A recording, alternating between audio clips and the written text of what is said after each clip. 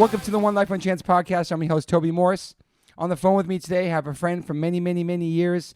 His band took us on our first U.S. tour. He was on our first album. We have many, many great experiences. We got matching tattoos, one of the greatest frontmen of all time from New York hardcore, a comedian, a frontman, always fucking smiling, always happy. I'm probably, all the straight edge kids love him. Ladies and gentlemen, Jimmy Gestapo. Yes, that was a good intro. Toby, how's it going, bro? Good, I did the intro again. I'm happy. So Jimmy, so much I want to talk to you about. Obviously, like people that know, they know you on our first. They were on our first album. Our first show ever was in Bayside, Queens, 1994, opening up for Murphy's Law. That was the crazy fucking show. The riot after we played. Yeah. And then the Beer and Water tour in 1996 is when you took us on tour, and fucking Adam came from being a Krishna monk living in a temple, being in shelter, to meeting you and going to strip clubs, and his whole life changed. So that's amazing too. But I'm a bad influence. No, you're not. You fucking open his eyes to life. But I want to go back with you too, because obviously you're from Queens, Astoria, Queens.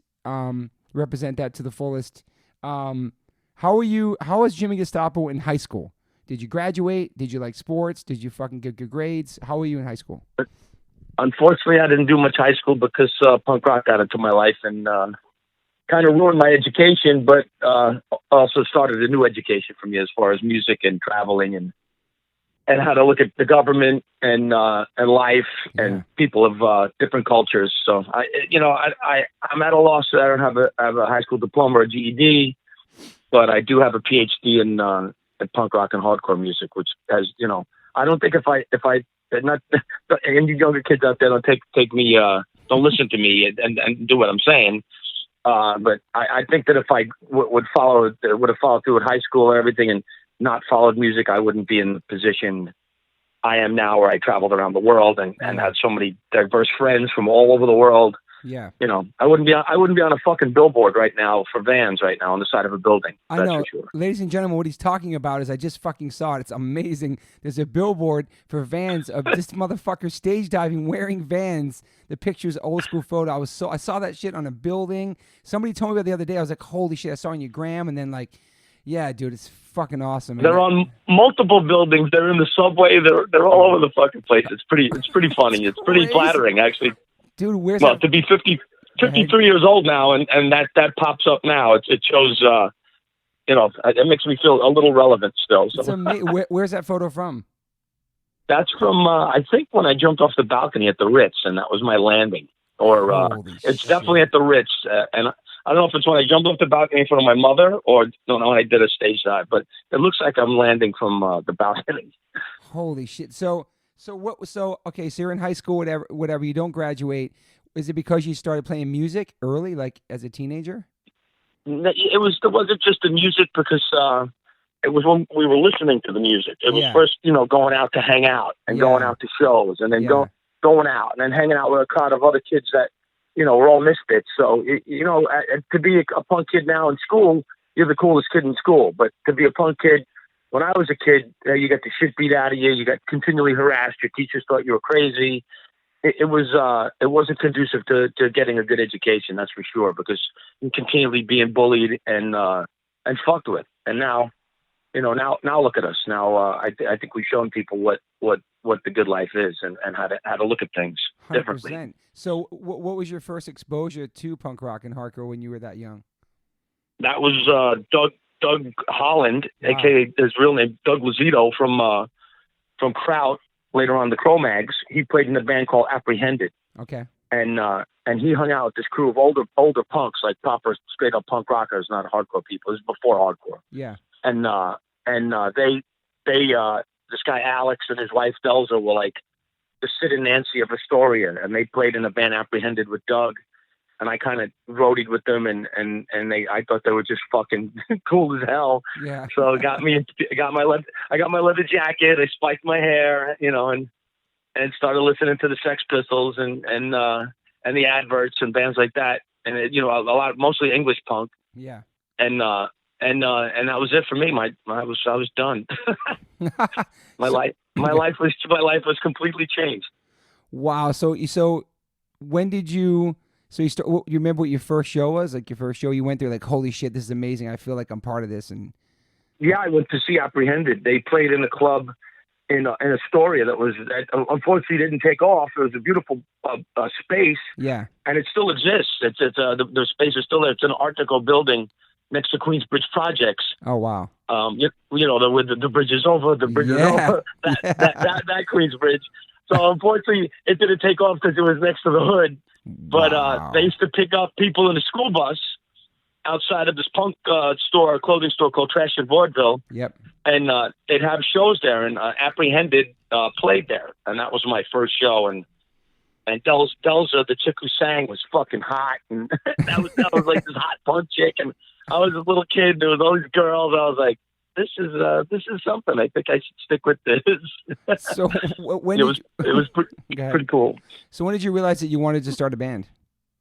Like, what was it? Well, I was always interested in music because my grandfather, whose nickname was Jimmy Pops, James Fioravante, Nice. he had a music store in Brooklyn, and he died 25 years before I was born. Oh, wow. So my mother was always into rock and roll and Elvis, and she used to go to the Alan Freed shows at the Brooklyn Paramount and put the bug of music into me and telling me stories about my grandfather making drum kits and playing drums and xylophone and all kinds of shit.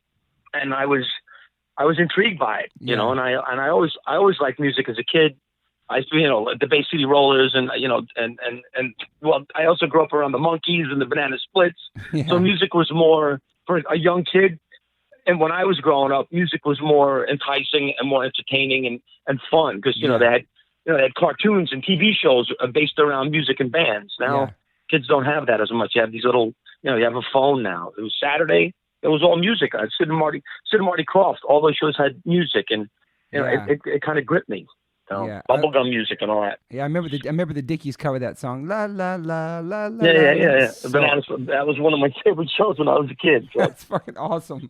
So the band started, and then, fuck, man, what year did that record come out? The first record?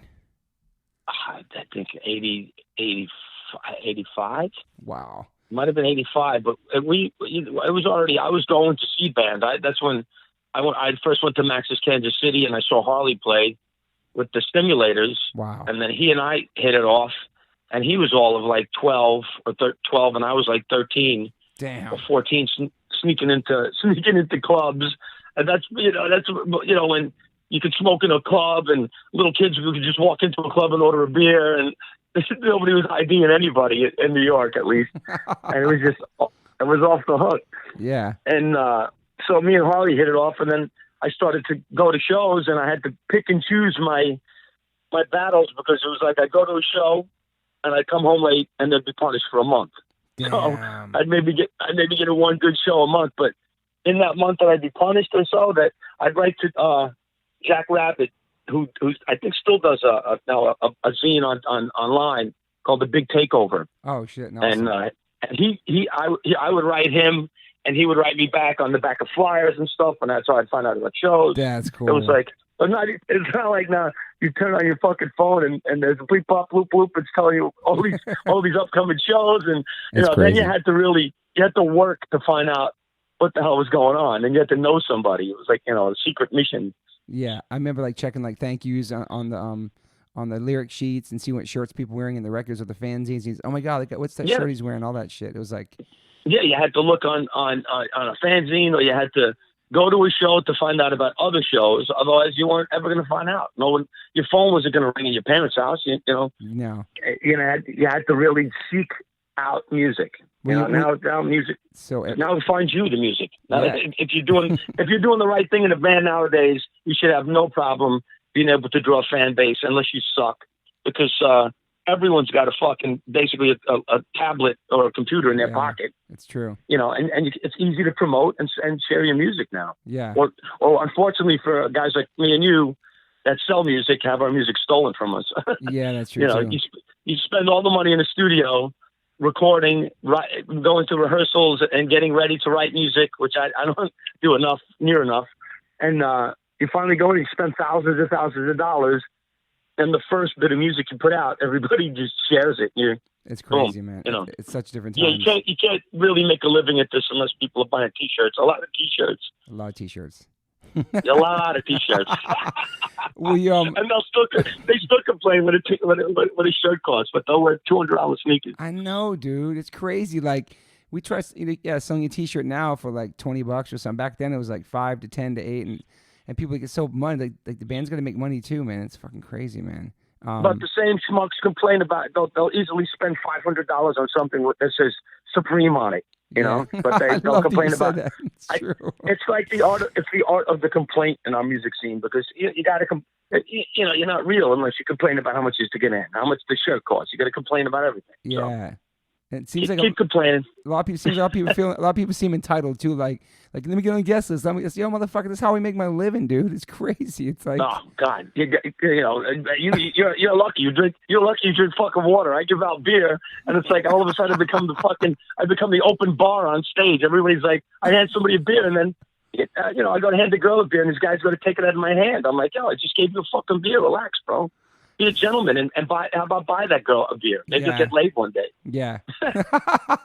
So you were just saying that you would get grounded for going to shows. Were your parents strict growing up? Were they worried about my father was an asshole, because he'd be strict with shit like that, but then he'd go out and get drunk and get into fights at bars and abuse me and my mother. So that also helped further my wanting to be on the street and away from my home and with my support group of other friends that were being abused at home. And well, believe me, I wouldn't be a hardcore kid or a punk rock kid if everything was honky dory at my house and my father was 100%. taking me to hockey games and taking me camping and I was going fishing. If I was preoccupied with stuff with my family, I wouldn't be standing on the street corner with Vinny Stigma and Roger fucking drinking beer. Exactly. Yeah. Wow. It's true, man.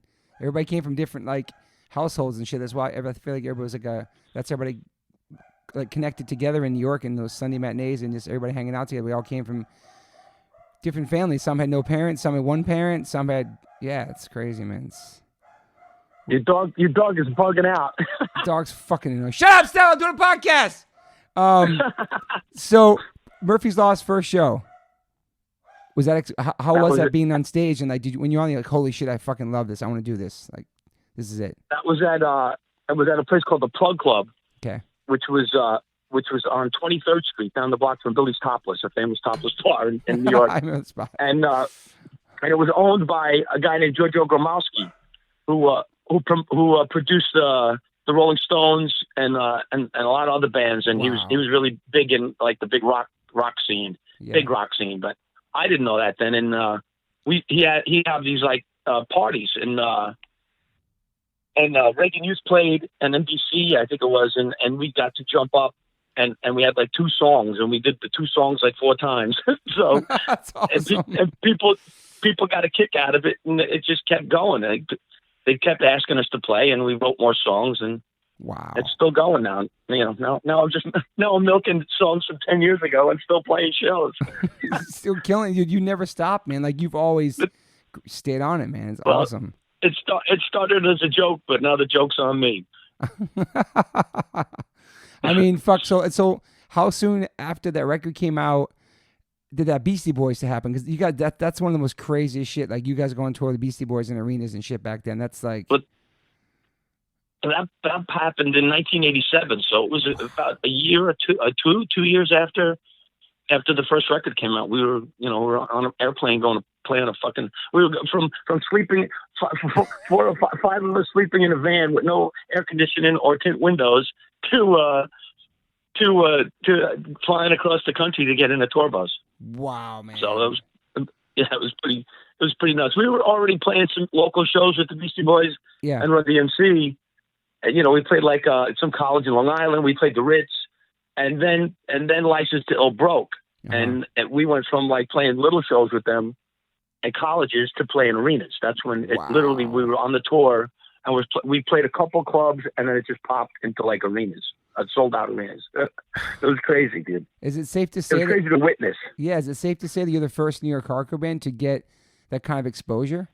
Yeah, it's pretty cool. Yeah, man. Holy shit. What was that scary? Unfortunately for me, nobody was exposed to it yet. So it was a lesson for me and a lesson for the people that I was jumping onto it. It was before there was like a general admission. So I'd dive off the stage and they'd be all seats. So I'd dive into the crowd who didn't know anything about stage diving and land in seats and get the shit beat out of me. So Holy shit. it was fucking nuts. Well, we only got to play 15 minutes. So if I even got through 10 minutes of the 15, it'd be amazing. Holy shit. How long was that tour for? For 3 months it was. Holy yeah, it was shit, dude. the whole United States. Holy shit. That's Yeah, massive, then man. we went. Then we did stuff with we did a tour with the Chili Peppers, and then we did a tour with the Ramones too. Yeah, it's like late 80s, right? Yeah. Once you do a big thing like that, other things follow through. But unfortunately, I never took it seriously, so I never really was like, we got to put more music out. We got to do this. I never treated it like a business. I always thought it was a joke, and whenever it came to it, I didn't take it seriously because once you take yourself seriously with the music industry, you get disappointed and disillusioned. 100%. Yeah. Wow. So once again, the joke's on you, but then at least you don't wind up with a broken heart, Yeah. So after those tours, when you came back from those, like the Beastie Boys tours, like, holy shit, like, did you go back to work, or you just went right to another tour? Like, were you looking at it as it was going to be your career at that point? I always worked, but it was like I always carried a job. Yeah.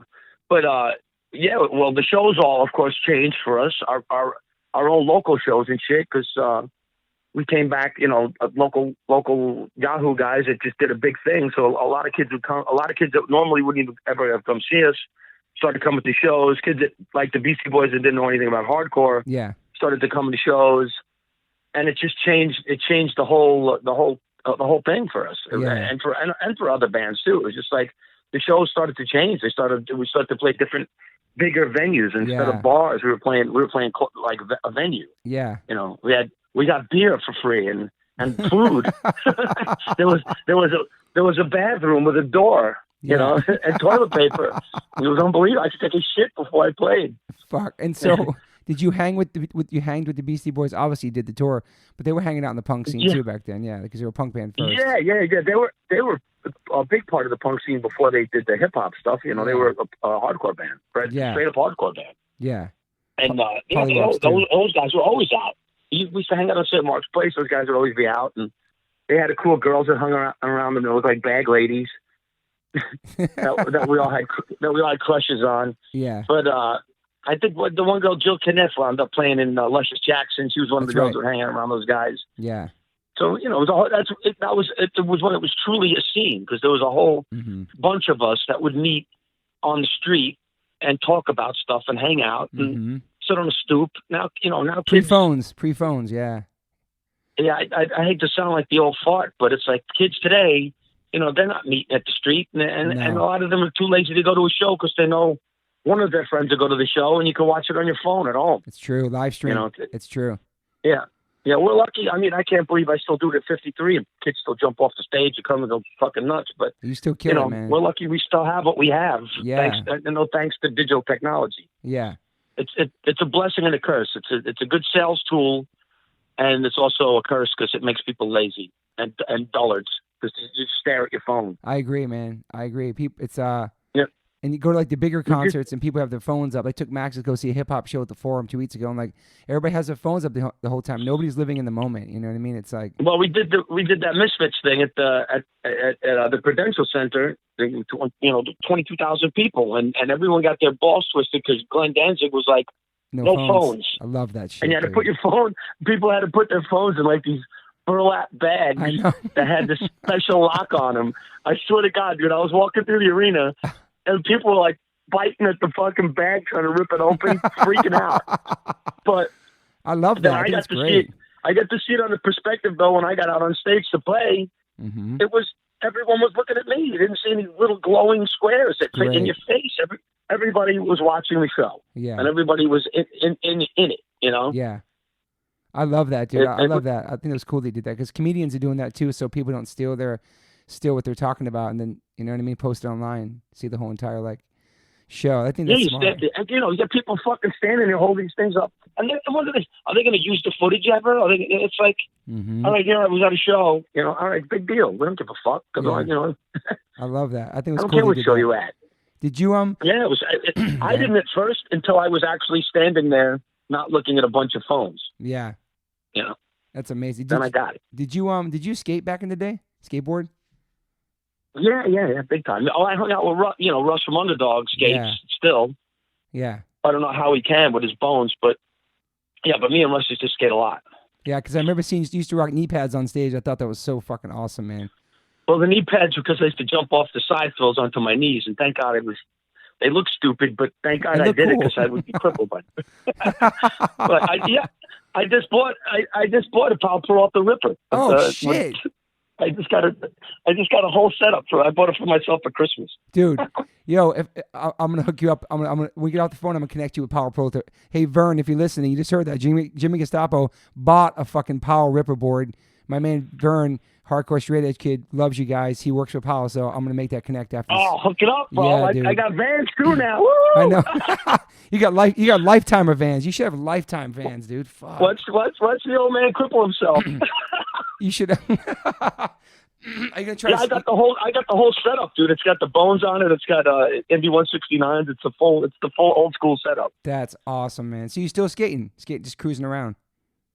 You know what I do now? And I have two longboards, but now every fucking douchebag rides a longboard. So I'll admit I'm embarrassed to ride a longboard because everyone's zooping around on motorized longboards now. I don't want to be a douche.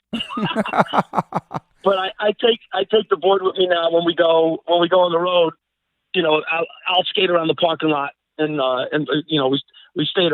We're big fans of Holiday Inn Express, so I'd skate around the parking lot and bust my ass. That's awesome.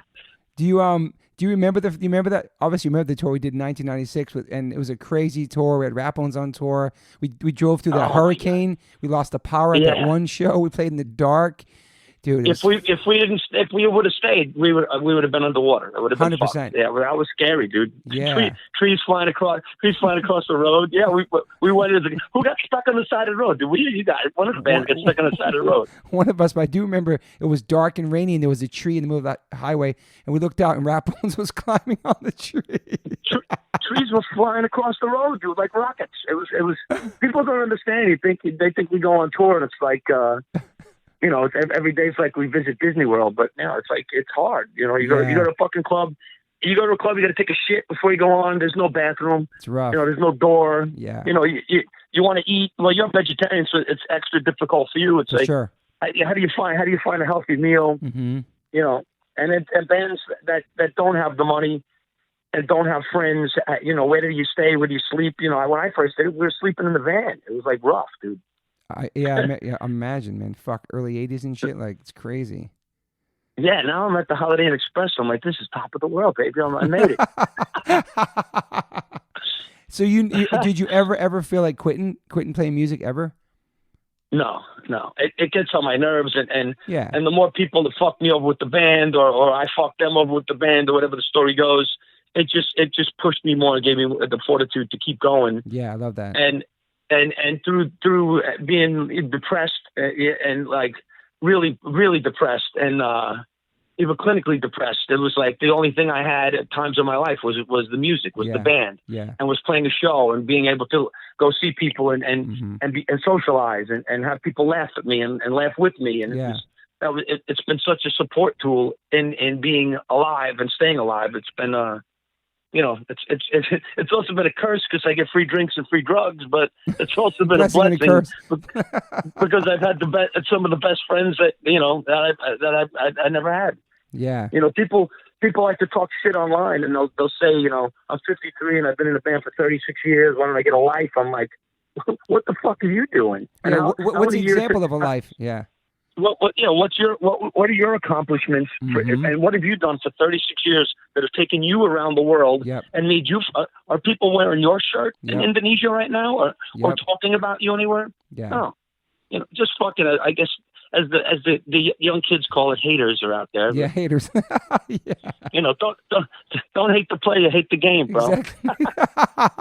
It's funny, it's like a lot of people are so jealous because some people don't even leave their towns, man. They never take chances and do anything. And Oh, dude, we got no 401k. I don't even have medical insurance. I'm working on it now, but we have no retirement plans. We do it because we love it. We love this music, and like it's a big sacrifice. And people think that it's like this extravagant shit, but we love it. And yeah, it's a blessing and a curse. But like motherfuckers out there saying that shit, like yo, we took a chance, and it worked out for all of us. That we're still playing music, and some people never take chances, man. It's like no, and that's pathetic. It's sad. Life is too short. You know, right now at 53, I'm worried about my life ending and not being able to do this anymore. I wonder every time I play now. I think it's like, wow, this is one more show to the last show. You know, it's like, and not by my choice. And I'm like, wow, I want to do this for another 100 years. I'm like, but it's like, I know, you know, when does it become too much for my body or my mind or my health to keep getting up there? You know, it's like, the guidance is Charlie Harper from UK Subs is 73 now, and he still gets out and it still looks, relevant. He's still relevant up there, and he's still cool. He's great. I mean, Danzig's Danzig's like 60, I think. Those guys are older too. Yeah, man. yeah. Well, when we played with him, it was rough. His voice was rough and everything. I didn't know what was going on. He got up and played great, and little bit anybody knows that his mother died the night of. I heard that. Yeah, so you talk about, having balls and not being a bitch and bailing on something, Yeah, dude. His mom died, and he didn't bring it on stage. He just brought his show. Yeah, I feel like the same can go for you because you said maybe you go through depression, maybe you go through some downtimes, and the way you vent and the way you feel alive and happy is on stage, and you've always given it 120%. Every show, it could be 10 people there or 10,000. You've always given it, always respected that, admired of you. You always put on a show, and you're always super witty and on point with the things you say, and you break balls, but it's all in love, and I always love that about you, and I feel like I learned a lot moving to New York and getting that ball-breaking tough love from all the New Yorkers, and people did that out of love, not out of hate, and they always had your back regardless, and you've always been like that. I busted your balls last weekend on stage. There was a kid fucking with me, heckling me, and really, and he was like, fuck you to me, and I was like, man, where's the fucking PMA, bro? And I was like, fuck you. And I was like, God, fuck him. And he's like, fuck PMA. I was like, God, if Toby was up here right now from H2O, he would have walked off stage crying. He'd hate you. and people lost it. But meanwhile, the guy's like, fuck you. I'm like, listen, do I go to your job when you're working and look up while you're changing tires and go, hey, Joey, fuck you? It's true. It's so true. Sure enough, 20 minutes later, the bouncers were throwing them out for starting shit at the show, the idiot.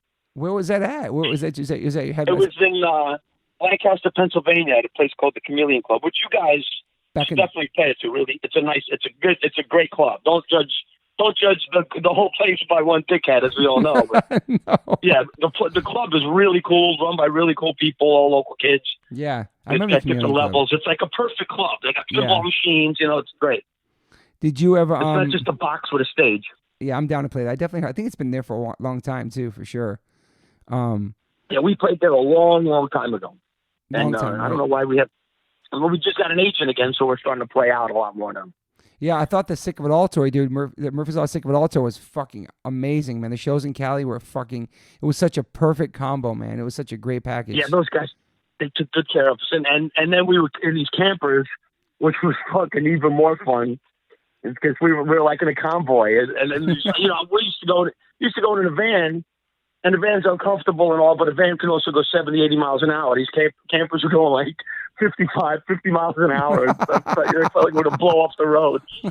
But then we get to the show, you got a shitter and a shower and a bed, and you can hide from everybody for a little bit until you got to jump on stage. It was great. I mean, it's just the little things like that. Like you want to rest, you want to eat, you want to take a shit in private. Like, it's the little things. And so it's all you're asking for. It's nothing more. You know what I mean? Like, I mean, for you, it's perfect because there's a fridge in it, and you can put your food in there, your special foods that the righteous food, and make your own food in the thing. It's got a stove, and you can eat right. That's awesome. You know what I always loved about you too? We stayed at KOA every day too, so we'd camp every day, which is great. Shit, that's awesome. You know what I always liked about you? You've always been open-minded about straight edge kids and vegan kids and all that shit. And I feel like there's so many kids like myself who loved Murphy's Law and didn't care, loved getting beer thrown on me, didn't give a fuck. Also, what I loved about Murphy's Law too, and I still love, is that you guys had melody and some poppy you had some like not so poppy, but you weren't the stereotypical New York hardcore. You guys had reggae songs and ska songs, and you guys were fun. And it was never like, obviously you've been through a lot of shit and you hold your own, and you know what I mean. Like you're a dude, but like it's always I'm positive. Aware what? It's about being aware. It's like what you say. It's like I'm aware that what I do is toxic to my body and detrimental to my health. And I'm aware that veganism is better for the world, for animals, for our own health, and it's good all around. I'm also aware that not drinking and everything is way better for myself and the world around me. I'm weak, and so I admit it. I also have fun drinking and partying and doing shit, but I'm also miserable the day after, and I know that it's wrong. But you get caught in a trap, and you get scared. Like, what am I going to do if I stop drinking and doing drugs? I'm going to get boring. What's going to happen? Yeah. You're obviously not boring. Thank you, man. But it's like I said a long time ago about you. You don't need drugs. You said it on the record. Crazy. You said it on the record. Yeah. But it's like you always been open-minded to that too, and you never like judged or broke balls. And there's so many diverse people at Murphy's Law shows, like you said, straight edge, all kinds. And I love that, man. I love that because for a while there was like only a straight edge band, only this band. It was like so separate. But I think you guys bring people together, and I always liked that about you. And it's cool, Dude, we got to play Edge Day, bro. What fucking that's what right. Gets to play Edge Day? That's right. You do. It's crazy. And I only drank water on stage. I had 2 cases of water on stage. I wouldn't drink on stage. They were like, "No, it's cool." I'm like, "No, it's not cool." Did to pay respect to Edge Day? What am I going to drink beer on stage? No, if you guys invited me to do this on your special day, I'm just going to drink water on stage and show that it's not all about drinking and partying. You can still have a party with fucking water and throw it around and have a good time. 100%. A water park's fun. It's not a beer park, right? That's true. Unless you're drunk on the slides, but yeah, totally. That's not a bad name for a fucking 7-inch water park. It's pretty good. Maybe I might take that from you. And what about Do it. I was gonna say something. And you just recently had like a health scare. So coming out of that, like how did it change your perception on life? Was it scary? Yeah, it wasn't a scare, bro. It was a fucking nightmare. A scare they fucked up. They fucked up. I never shit myself, but no, a scare, dude. They destroyed my dick in an emergency room. They fucking tore me up with a catheter. Yeah, it was bad. Fuck. And then I got an infection, a septic infection, and I went into my balls. So I wound up for something that should have been a day. I was in the hospital for a month, and then I'm still not back to work. I'm just going back to playing shows. But tomorrow I go see this big time surgeon because they have to reconstruct my urethra. They have to literally cut skin out of my mouth and rebuild my pee hole. So you went there for one thing, and they totally fucked up something else. Yeah, they totally wrecked me. So yeah, holy shit, fucked me up bad.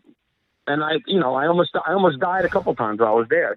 So once I got infected from them tearing my urethra in the emergency room, the infection went into my gallbladder failed. So I lost my gallbladder too. Oh my God! And then the original thing you went there for, that's fixed, obviously. No, that's what I have to go get now. It was a urethral stricture, so they tore it. Which ripped my whole urethra. But when that happened, obviously they had you on. Were you like knocked out when that happened? Was it? Well, they didn't. When they were fucking me up, they didn't have me knocked out. Holy but then shit. I can't even imagine that. I was tuned up for a good month though. I'll tell you, I had the best party drugs in town. Oh my gosh.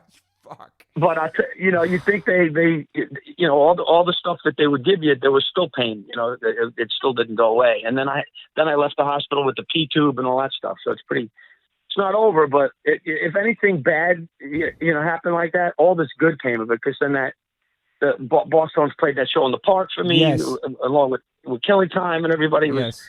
It was just and Combust played. It was just amazing how many people came out for me and came to support me. So, with all the negativity, and here I'm chiming your tune now, with all the negativity came so much positivity. And, Fuck yeah.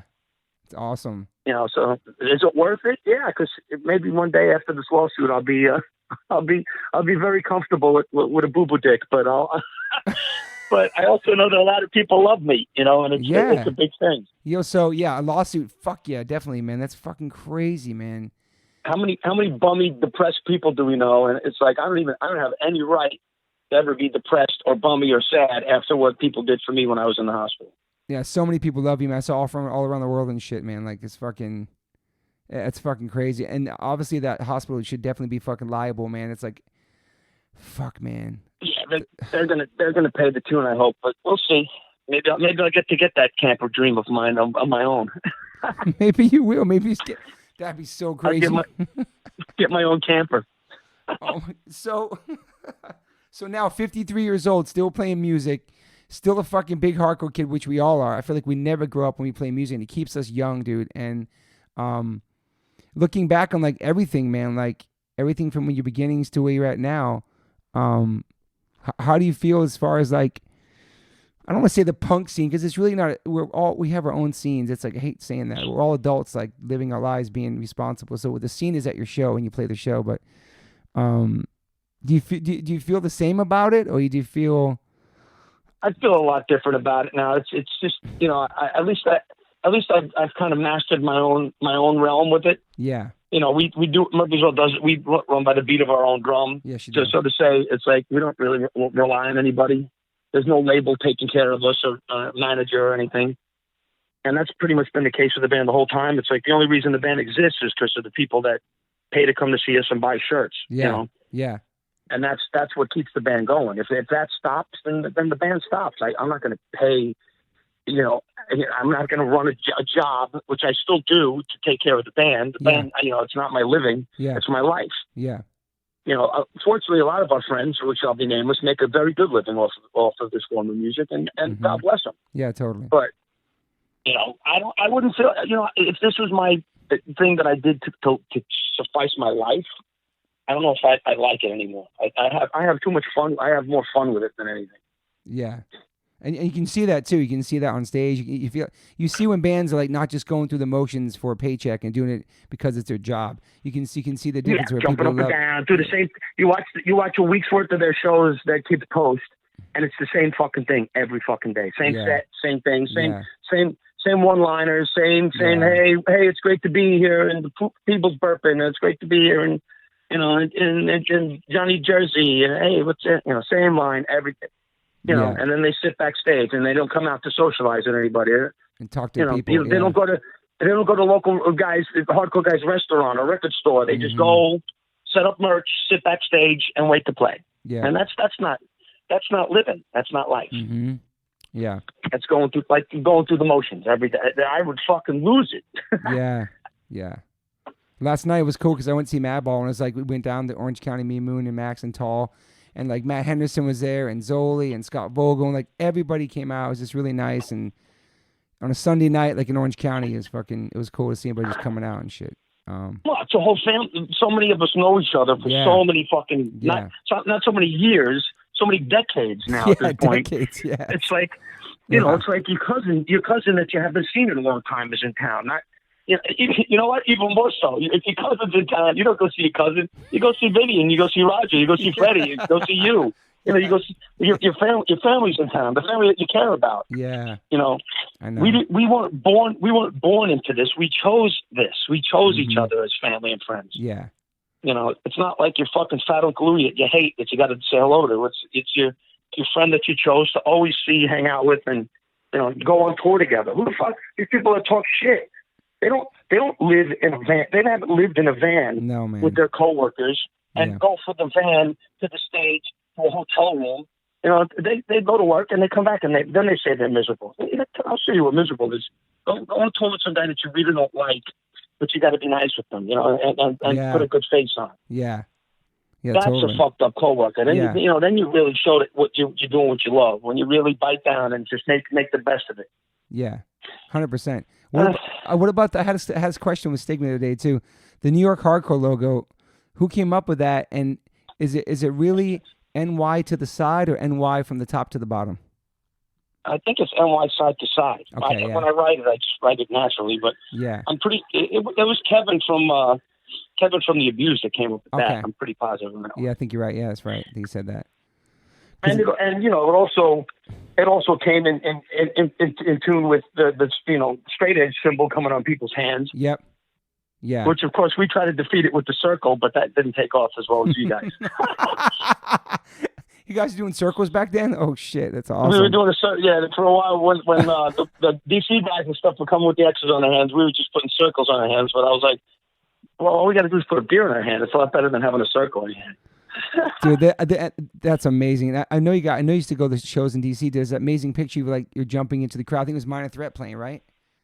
Yeah, that's a good one. It's amazing. I'm very proud of that one because it's like, see, there I was. Yeah. Was that in DC? Yeah, that was in D.C. at the Wilson Center. Wow. Yeah, Wilson Center was crazy. Yeah, I was also there. I was also in the Wilson Center when the Misfits played there with Double O, Faith, and Void. And Holy I think Sting played there. Yeah. Fuck, you get to see Yeah, so I saw many a couple good shows, bro. Good shows. Did you love I Minor still carry the boo-boos from them. My back still hurts. Did you love Minor Threat back then? Like you loved them? Oh, fuck it. I still love Minor Threat. Yeah, Yeah, of course. me too. It was a big, I love Minor Threat. Yeah. I love Ian. Ian's a great guy. Yeah. He used to actually, when we played the 930 Club, he would come to see us play. It's fucking awesome. Another, once again, like you said, it's another thing where people just, it's not about being straight edge or what. It's about being positive and doing the right thing for what you think is supporting right each other. for Yeah, you man. and your friends. Yeah. 100%. Like we're all like. You never know. I might convert and go to your side one day. Imagine if you're like, that'd be amazing, man. That's crazy. Fuck.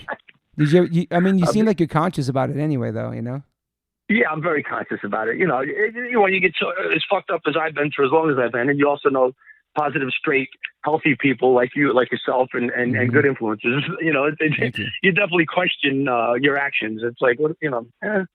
Did you ever feel so much fun? Did you ever feel like you were gonna like die from partying too hard or no? No, I'm sure I've been close to that. I've never done heroin and shit like that. I never shot intravenous drugs. Yeah. I'm a big pot guy, and sometimes I do a bump here and there. But, but I definitely hit it hard when we play like that. Like I don't drink all week now. Yeah. That's pretty They amazing. might call it binge and purge, but I definitely throw down when we play, and then the whole week I don't go to a bar every day. So you haven't. Last time you played sober was maybe Edge Day. Was drank water, or you do on and off with that? No, I don't. On stage, I still drink beer. I gotta do that. Yeah, that's my thing. It is. It totally is. We just played a big benefit for the Pitbulls. Yeah, it's awesome. The Pitbulls. Yeah.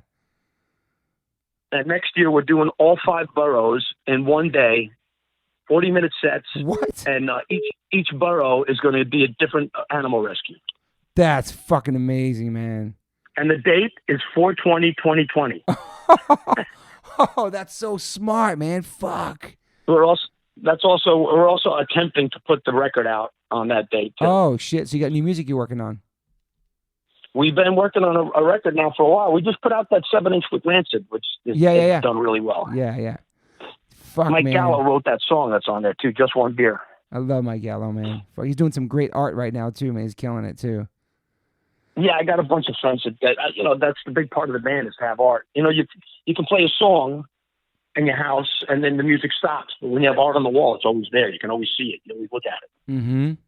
So that definitely carries on with the band. As far as having good art with the band is really important.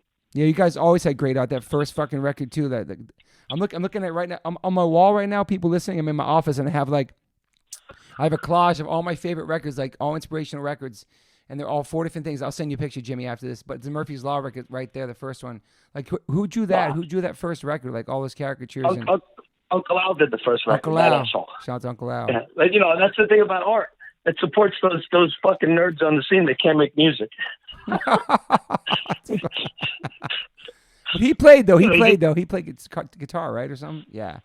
Yeah, he tried to. He's better at drawing things. So, I have a Rastafari and I have a Murphy's Law dude on my leg smoking a blunt on my leg, man. I remember you got that, yeah. And I have a CO2. And I got my beer and water tattoo. I got that too. It got cut in half when I had my motorcycle accident. Oh shit! Really? Oh shit! Yeah. Yeah, my band. Go ahead. I got it rejoined. Yeah, my band talked about that tour the other day. We all took pictures of our tattoos and shit, because that was such a big deal, man. I know I said it earlier for Adam Blake, because Adam Blake was coming from this, no pun intended, this sheltered life where he couldn't have facial hair, he couldn't masturbate, he lived in a temple, he fucking, he was literally sheltered. Then we went on that tour, like first couple shows at Madball. He was like just like nervous, and then went on this tour and he connected with you and Todd and like went out and like lived and like it was great because he never got to see the world like that, and you guys took him out. It's pretty fucking awesome. Now he's a very fucking influential and he's a great guy. He's always been a great guy, but boy, he's fucking doing a lot of great stuff right now. It's crazy, man. He's like 45. He's fucking yoked. Looks like I forgot the guy's Drago who fought Rocky or some shit. Like he's like, he's an inspiration. Yeah, he's sober now. Like, yeah, man. Fuck. And then what? And so I know. It's. I mean, you've lost two people from Murphy's Law, Todd and Chuck. I remember not living in California, not even know what the fuck Pink's was growing up in the East Coast, and now I drive by it all the time when I go hiking. And that's all I think about. But I can't imagine for you. Most people would never even lose one band member, but it happened to you twice, and I can't even imagine that pain and that loss, Jimmy. Like, and were you out there with Chuck when that happened? Was it a tour, or he was just out here randomly? He got murdered around the corner from Pink's. The guy just, it was a random thing. The guy pulled out a knife and just stabbed him. It was just Chuck wasn't like a tough guy, start shit. He was a little guy, and the guy just had his balls twisted and went and got a knife and stabbed him in the chest and killed him, stabbed him in the heart. Fuck, man. And then Todd, just recently with Todd, he was sober for a while, and then because he was in bad shape doing dope and stuff, and then he I don't know if he necessarily relapsed, but they found him dead in his apartment and sitting in his chair, and apparently he relapsed drinking, and apparently on his way home fell and hit his head. So I really never found out the whole story about how he truly passed. It could have been him, but apparently I didn't. I initially, you obviously think when somebody does heroin that they OD. But I surprisingly, I heard a different story that he might have fell, hit his head, and died from that. Mm. But either way, it was sad because it bummed me out because I was 3,000 miles away. Yeah. And all he had to do was make a phone call, and I would have been there for him. And a lot of people, that's another issue that I know you do, and all of us attend to with our friends with suicide. It's just like, if somebody would just make a phone call or give it another minute, you could just save somebody's life. Talk somebody off a ledge. Yeah, man. Talk it out, let me know where you're at. If Todd would have just called me, I would have got on the next fucking flight to LA and been there for him, Yeah, it's crazy. You don't know what people are going through, man. It's crazy. That's why, fuck, man. That's why I feel like, too, like with social media, too, like I feel like when people see, like, a picture of you doing something online, like, oh, he is on tour. Oh, he is at this restaurant. You think like you checked in with him mentally by seeing, oh, he's doing good. He's alive. He's there. But when really, it's important to keep in touch. People text them, call them. Like that communication's been lost, and I feel like it's you could definitely paint a pretty picture of life, a pretty false picture of life on Instagram and on Facebook. But then when you get home and you're crying to yourself, 100% with a pistol in your hand or a needle in your hand, people don't understand. They're like, oh, I can't believe he looks fine on Instagram. I know. It's like, yeah. It's sad, man. It's fucking. Instagram is a split second, then there's the other 24 hours in the day. Yeah, that you got to attend to. A lot of smoke and mirrors and shit. Like it's interesting, man. Well, that's what these fucking glowing boxes are. Smoke. It's great right now. We're doing an interview, and it's a great tool. Yeah, but it's also a great tool to cover things up and spread lies and do hurtful things to people too. That's what I feel like that's what happens to kids in school too. Kids are getting bullied. They're keeping their shit inside themselves and not talking to their parents. And then they go to school and they snap too because they feel like they have nobody to help them out, and like they keep it inside or don't talk to anybody. Yeah, super important. Well, they team up with another friend that's getting bullied, and then they conspire together, and it becomes this fucking a horrible tragedy. Yeah. Do you believe? Of course, blame it on guns and society. Yeah, no, it's the individuals at the schools that are bullying these kids and driving them to this. If it wasn't a gun, it could be a gallon of gas, or it could be a fucking an axe. Yeah. Or what are they going to ban gasoline then and axes? I highly doubt that. Yeah. We live in a gun society. People are going to have guns whether they're legal or not. People are going to 100%. stop blaming guns on everything. It's crazy because we were kids, you would get bullied at school, and then that was it. You go home to your parents, maybe you tell them, maybe you wouldn't, go to sleep, wake up, go to school. Now kids are bullied all the way on their phones all night long through every kind of social media. Yeah, nonstop. It doesn't end. Yeah, at least I had like 9 a.m. to 3 p.m. I'd get fucked with, and then on my way home. I'd get a break. Well, not really. Then I get home and get smacked around by my father. But fuck. Fuck. But So at least it wasn't virtual. Yeah, I mean, you dealt with bullies in school, obviously. Fuck, yeah. Yeah, but now kids get they can't even go online or anything without getting fucked with and have pictures put on. Yeah, it's different world. It's scary. I try to talk to my son. My son's really good with that, and like, not stay away from the. He's really good at navigating through life as of right now, and I worry about that too because he's 16 now. He's going to a big high school, and it's just like, yeah, there's all kinds of shit, man, and there's so much shit going on. There's so overstimulation with the phones and just everything happening and the pressures. It just fuck, man. But Max is very well adjusted. He hung out with a lot of us, and he hung out with the best of them. So he knows. Yeah, he's a great kid. I love him. Thank you, man. I just hate that he doesn't know that I really don't have a third eye on my forehead anymore. Oh shit! So we did this tour with Murphy's Law many years ago in Japan, and for some reason Jimmy had a fake eye that he wore on his forehead, and Max was so little, man, and I think he had a bandana. He thought you were a fucking three-eyed pirate, and like he bugged out. He was so young. It was so awesome. Never mind, we're in Japan, and I got a bandana on my head in Japan telling your son that I got a third-eye pirate eye. Dude, underneath and I there. got that eye from a kid that got shot in the eye with a flare gun at a show. He got a new fancier eye, and he gave me that eye. Are you? Oh, shit. And then you had this third eye under the bandana. It was so fucking funny. And Max was like, holy, he has a three. He was so intrigued by it. That was so fun, man. That was crazy. There's a picture of us, and I think it's with Harley too, no less. Oh wow! Send me that shit. I want to see that. That's crazy. I gotta find it. It might be gone. I lost a lot of my stuff in storage when I was on tour a couple of years ago. They took it. Oh fuck! Has that happened to you throughout your life? Like always leaving, going on tour, having stuff in storages everywhere, or no?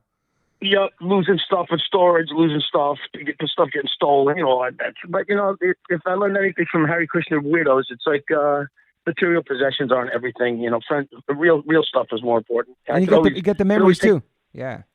You can always take another picture. Could always get another record player, another record, or you can always get something, a new hammer, or a new leather jacket. But they're just things. You can't. Yeah. I can't get a new gallbladder. It's like there's real stuff and then there's bullshit.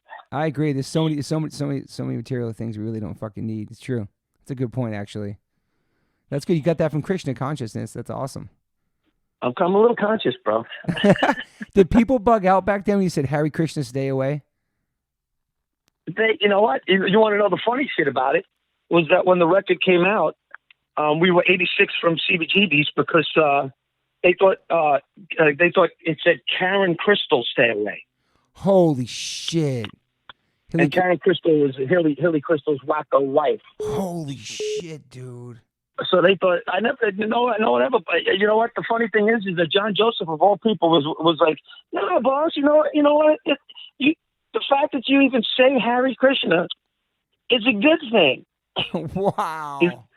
He's like, and I understand it. Just saying Hare Krishna is like saying God bless you, really. It's yeah. like saying, Yeah. So it was actually a good thing. You can, and if you really believe in Hare Krishna, you can make Hare Krishna stay away because it becomes part of you. Yeah, it's true. It's inside you. That's true. I always wanted to ask you that. It's interesting. So God damn it, I actually did a good thing. You did. You might have spread I spread the word to people who never even knew about Krishna back then. That's so fucking true, man. Great. I'm more into the Buddhist thing. I find that more real than and more helpful than anything. You've been into that for a while? Buddhism, when I first went to Japan, I read the Buddhist Bible, and it gripped me on the first page where it was like, Buddha is hard. And I was like, what the fuck?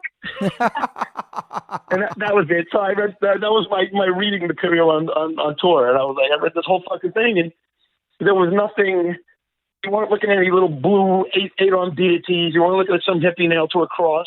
Yeah. Buddha, you're trying to achieve a level of higher spirituality. You are. You're not trying to live up to some other magical god or magical person in heaven. Or, it's you that needs to improve. Yeah. Not for anybody else but yourself. And if you improve yourself, everything around you improves. I agree and with that's, that.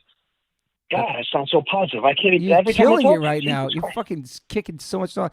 Do you have any daily rituals you do or no? Yeah, I get up, I have a cup of coffee, and I put the TV on and watch the news. Awesome.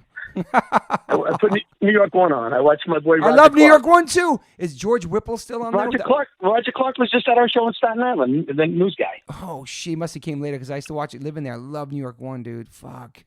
You could still get it online, bro. George Whipple. Would you consider yourself optimistic or pessimistic? I just consider myself A realist. silly. Okay. Realistic. Yeah, that's it. Thank you. You answered that one for me. I consider myself realistic. That's a Moon's. Moon's like, I'm a realist. Moon's the exact same way. It's fucking funny. Realistic. I know. I call bullshit when I see bullshit. Yeah. You've been through a lot of shit, man. You're a survivor too, man. That's also a New Yorker. You know, you see a lot of shit. You got to call it. Yeah.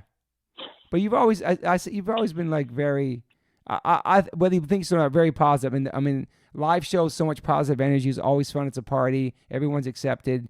It's never like you're not welcome. You know what I mean? It's always been, your energy has always been contagious. You know, I think. Well, it's not good to be in a band and be negative. I don't know how Paulie gets away with it, but he does a great job of doing it. But I don't know, you know, you got to, if you want your band to succeed, or yourself as a human being to succeed, you got to make friends. You got to be nice to people. Yeah. You got to try to be forgiving with things. You got to, you know, otherwise you're going to be a very unliked and sad and miserable person. Yeah.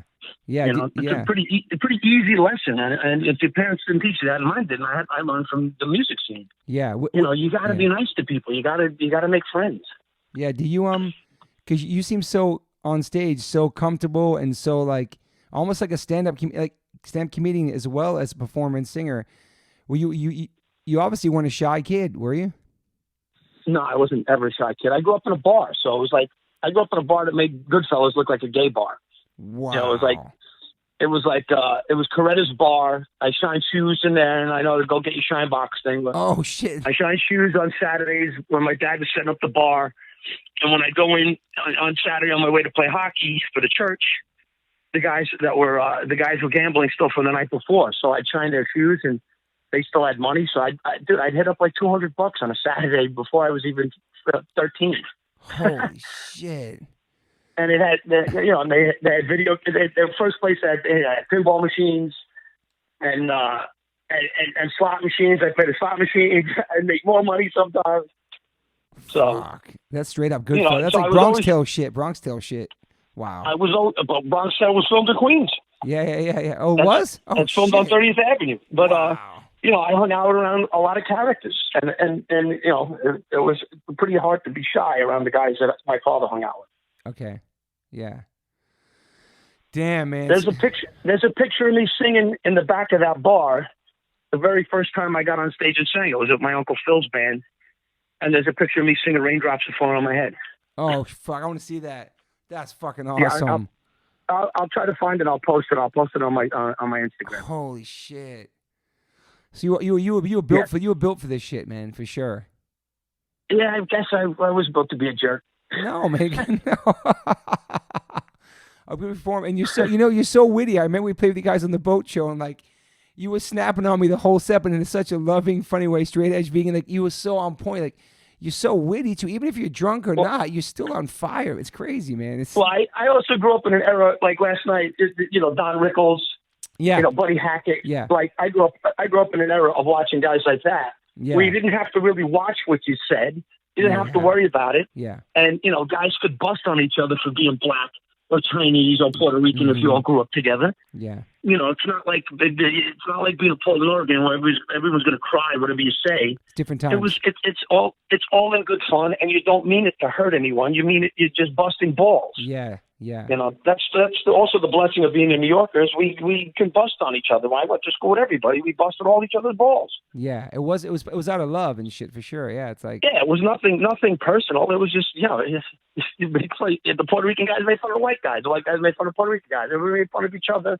And then we all hung out, you know.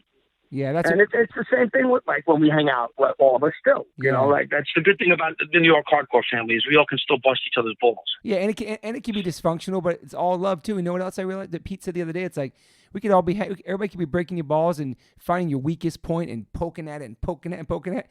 But the second somebody fucks with you, everybody's rat packing them. Everybody has your everybody. back. They fucking, God forbid, I could bust your balls all the time, and I do. But God forbid anybody ever bothered you, I'd kill them. Thank you, bro. I love you. I don't really mean kill everybody. I just mean, But they, you know what I mean? They feel my wrath. It's such love, and like I know everybody's happy for each other, and it's all this like people talk shit and they have fun, but it's all love that everybody's so united. But when shit happens, like what happened to you and so many people in the past, the benefit shows, people step the fuck right up, and I love that, man. That's something we're special. We're blessed. Yeah, we're blessed that we have all the friends that we have out there. Yeah, and I think the New York scene is very special in that way, man, for sure. It's like I'm sure other scenes are like that.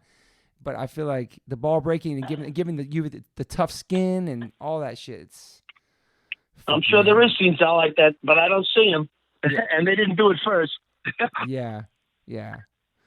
Well, fuck, Jimmy. I think we covered a lot of shit, man. Yeah, we definitely did, bro. I appreciate it. We talked for an hour. What else? Anything else we missed? Fuck. No, I think we covered it all. Just I'm Jimmy. I play in Murphy's Law, by the way, in case you wondered. Oh yeah, Jimmy. Come on, Jimmy Gestapo, Murphy's Law, man. Fuck. What's your IG? Creepy NYC.